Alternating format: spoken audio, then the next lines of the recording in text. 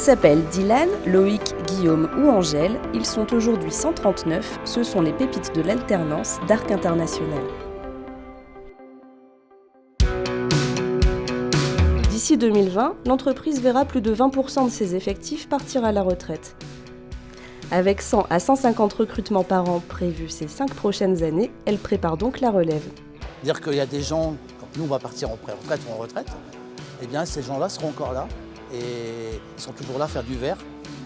Et qu'est-ce qu'on a appris? Et ce qu'on leur a appris également. Parce que ce que moi je donne, c'est ce que les anciens m'ont appris quand je suis rentré dans l'entreprise. C'est un immense honneur et un plaisir pour nous d'accueillir des jeunes, de créer des emplois et surtout une satisfaction de voir que la majorité souhaite rester dans l'entreprise. Notre politique, c'est de les former pour les garder au maximum à la fin de leur formation.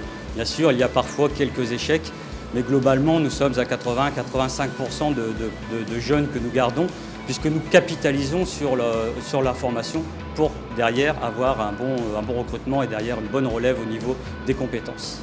Si l'entreprise rencontre certaines difficultés à recruter dans les métiers de l'industrie, les apprenants viennent d'horizons très différents et espèrent pérenniser leur poste. Dylan a 18 ans, c'est le plus jeune employé de la verrerie. Je suis apprenti conducteur avec Denis Patrice. Et avant ça, j'ai fait un bac pro mécanique véhicule voiture particulière. J'espère qu'après la réussite de mon diplôme, continuer en CDI dans cette voie-là. Angèle a toujours aimé bricoler et mettre les mains dans le cambouis. À 19 ans, après un bac scientifique, elle est revenue à sa vocation initiale et suit désormais un BTS de maintenance des systèmes de production. Ce qui me plaît dans mon travail, ça va être chercher les pannes, essayer de se casser un petit peu la tête, le défi de trouver d'où vient le problème et puis de le résoudre ensuite et puis en fait se rendre compte que tout le monde fait « ah bah non, c'était peut-être pas là le problème, c'était ailleurs », du coup on recherche et ainsi de suite, puis au final résoudre la panne et puis relancer la machine de production, quoi.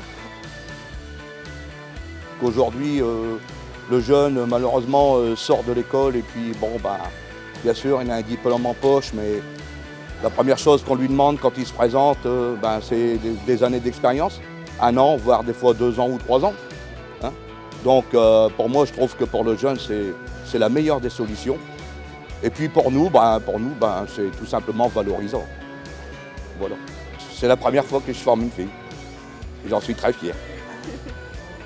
Et pour former les jeunes au plus près de ses besoins, l'entreprise travaille main dans la main avec les établissements de formation.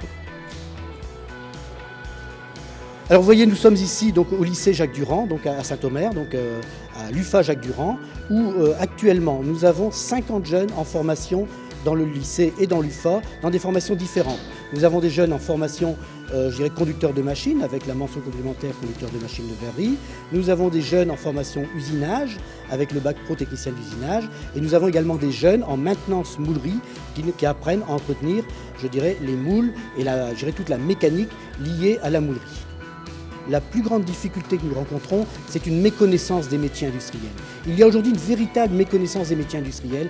Donc on travaille beaucoup sur ce point-là pour faire en sorte que les jeunes découvrent nos métiers, découvrent les métiers d'industrie, parce que si l'industrie veut vivre, il faut que les jeunes y viennent y travailler. Donc nous avons mis en place un grand programme que nous avons appelé AIF pour attirer, intégrer, fidéliser.